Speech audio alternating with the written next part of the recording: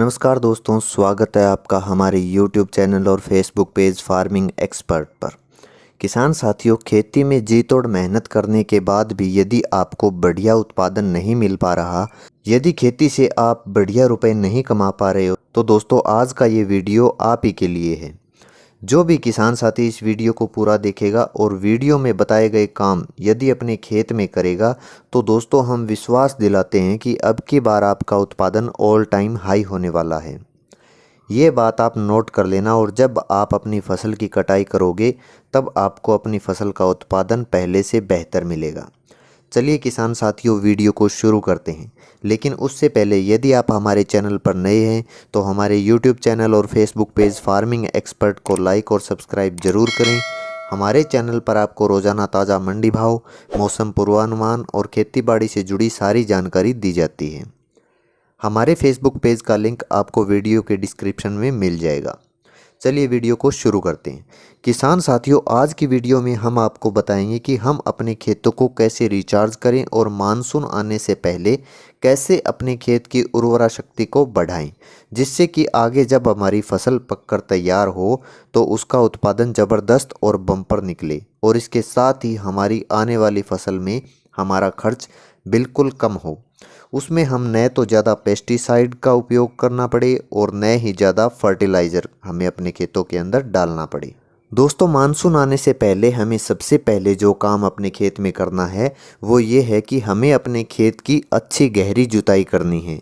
जैसा कि आप वीडियो में देख रहे हो, यदि आप इस प्रकार अपने खेत की अच्छी गहरी जुताई लगभग 1.5 से 2 फीट गहरी जुताई करते हो, तो गहरी जुताई करने का मुख्य कारण ये है कि हम लगातार अपने खेतों की सिंचाई करते रहते हैं।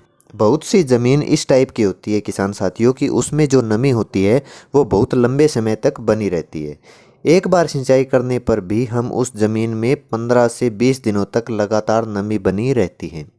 उस खेत में आप देख रहे होंगे कि यदि आपके लगातार अपने खेत में सिंचाई की होगी तो उस खेत में नमी के कारण आने वाली मुख्य समस्या निमेटोड और जो सूत्रकृमि होते हैं वो हमें नंगी आंखों से दिखाई नहीं देते। उनकी संख्या हमारे खेतों के अंदर बढ़ जाती है, जो किसानों का सबसे बड़ा दुश्मन है। आप जब भी कोई फसल लगाओगे तो फसलों में एक जड़ गांठ वाली प्रॉब्लम आती है।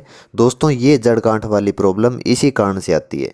जिन खेतों के अंदर लगातार सिंचाई करते रहते हैं, जिन खेतों के अंदर लगातार नमी बनी रहती है, अब जब आप गर्मियों के मौसम में जहां टेम्परेचर लगभग 40 से 45 डिग्री रहता है और हमारे खेत भी अब खाली है, तो इस टाइम पर आप अच्छी तरह से गहरी जुताई करोगे तो ज़्यादा तापमान के कारण एक तो आपकी ज़मीन की जो एक्स्ट्रा नमी है वो ख़त्म हो जाएगी, और जितने भी आपके खेतों के अंदर निमेटोड है और जो सूत्रकृमि है या और भी कई कीड़े जैसे गोजालट होती है, वो भी सभी गर्मी के कारण ख़त्म हो जाएंगी।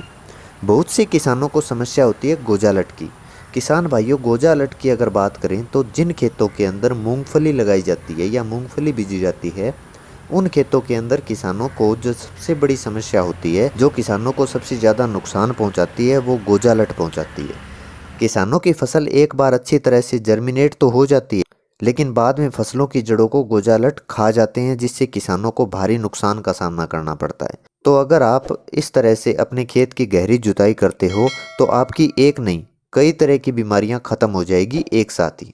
किसान साथियों, एक और उदाहरण आपको बताऊं तो यदि आपके खेतों में लगातार नमी बनी रहती है तो आपके खेतों में फंगस या फफूंद के बढ़ने का खतरा भी बना रहता है, और जैसे ही खेतों में ह्यूमस का लेवल बढ़ता है तो ये फंगस एक्टिव हो जाएगी, और आपके लगातार पेस्टिसाइड के स्प्रे करने के बाद भी फंगस से छुटकारा नहीं मिल पाता।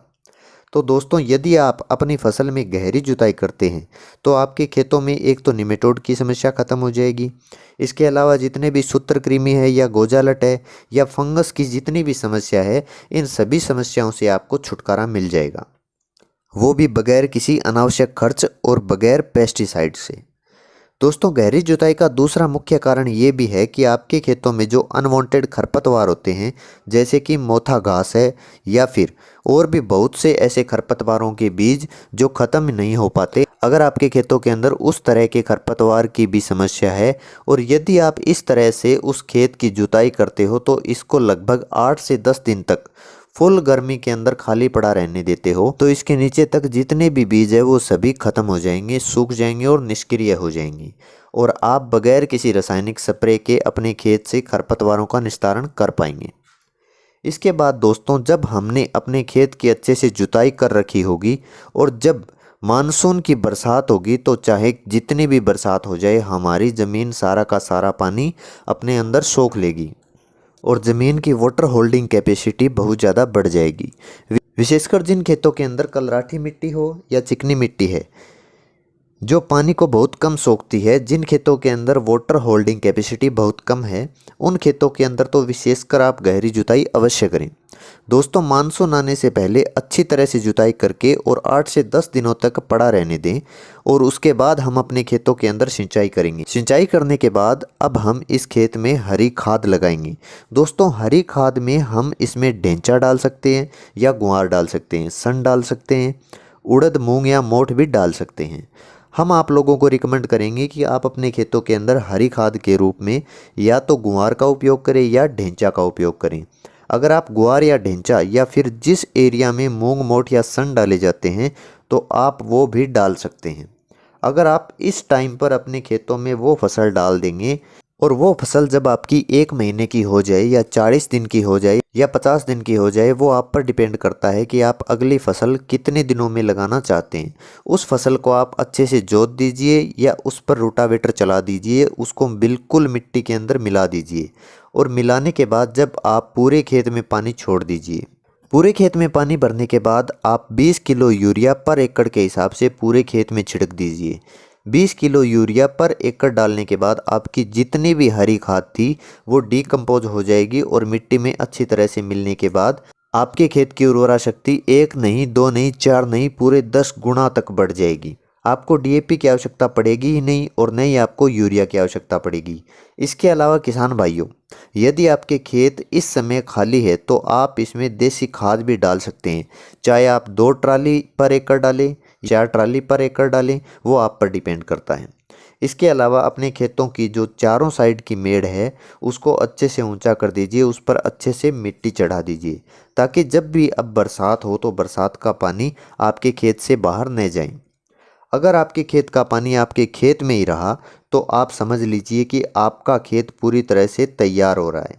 यदि आप ये सब काम अपने खेतों में कर लेते हैं तो आपका खेत एक तरह से सोना बन जाएगा, जिसका फ़र्क आपको फसल में साफ देखने को मिलेगा।